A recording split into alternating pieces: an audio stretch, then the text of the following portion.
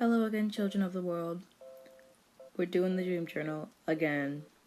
Anywho, these paintings kind of ended up being a hot mess, but at the same time, they were studies, and I was trying to get out of my comfort zone. And the mountains were horrific in the end, but they were kind of fun to work on, even though, about halfway through, they started to, go to crap. Anywho, let's get started. So, I was hanging out with some close friends, and my mom and I saw this shop in town that was selling fall decorations and flowers. So I asked if we could stop inside. And after ages, we finally got what we needed after wandering around the store forever. And we also found someone left their phone on the table and they were playing Growl, which is really rare because I've only ever met one person in real life that played it. And later, we were leaving the store and we met the girl who was playing. And then after that, we kind of went back into the store and discovered it.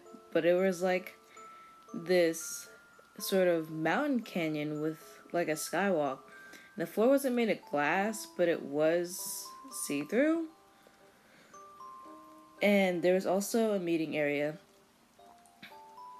It was almost like another world, to be honest. It was above a canyon, which is weird that it just be in a common city type of area, but it was. So, I don't really remember the details of being in there, but I remember having some fun with people that I knew in the past in real life and made up people that I met there. And I was learning how to use and control my superpowers. I was able to do this because I'm a lucid dreamer, as I've said before, and I've gained more powers as I went along, or powers rather, because I kind of make them up as I go, but I feel like I was in this place for a few days, it was almost like a training camp, and to use telekinesis, I kind of had to focus on an object with my eyes and then flex my muscles and move my arm in the direction I wanted the object to go. And then flying was more of a launch my body forward kind of situation, like how a frog leaps. But it was more tied to my emotional state. Kind of like Steven Universe. But the more distressed I got, the more powerful my flight was. And I was also able to dissipate my physical form, yet I could still see. So almost like invisibility, but I'm not really there, if that makes sense. And from the aerial view, was how I would see things. I'd be higher up. And I learned how to poof out of existence and teleport when I was trying to escape this person who was chasing me, but it didn't work until I went to space.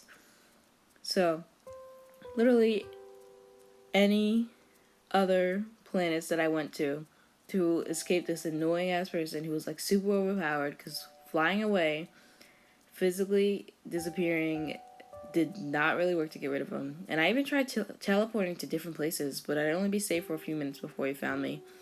He left a trail of fire wherever he flew, but I flew far faster.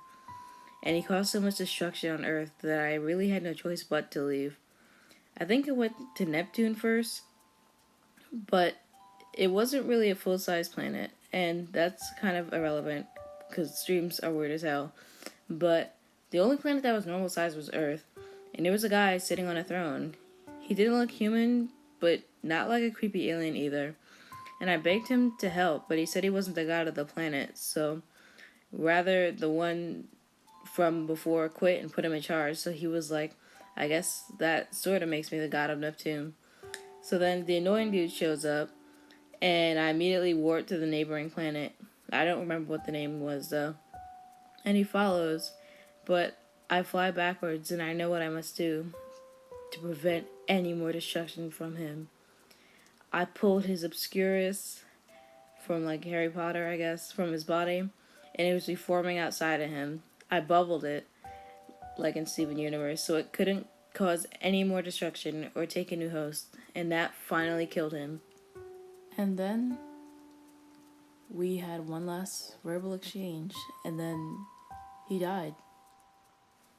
If you want to see more of these from me, feel free to leave a like, comment, or subscribe. Bye.